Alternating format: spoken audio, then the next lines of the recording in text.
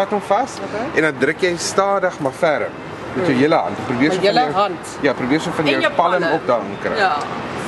So, en jy druk stadig maar ferm. Ons doen die projek vir die World Design Capital, Kaapstad World Design Capital projek, en ons poog om 10,000 mense in Kaapstad soort van te connecteer met ontwerp.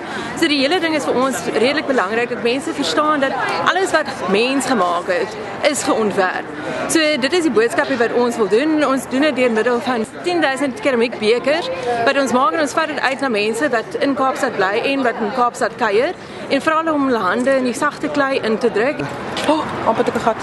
Nee, dit is 'n perfekte ene. Sien jy wat jy, so ons gaan 10,000 verskillendes kry. En dan vra ons vir mense, dan skryf jy net jou voornaam en jou ouderdom. Dit word geglaseer in die kleure van World Design Capital. Ja, net eerste naam. So hierdie een was Hein en Hein was 15 jaar oud. So dis baie anoniem, maar dis nie daai skielik daai koneksie met die weer is Hein en hy is net 15 jaar. So en dis dit. Ons gee vir hulle 'n sleutelhouer om te sê dankie dat hulle deelgeneem het, want deelname is verniet vir almal, om seker te maak dat almal kan deelneem.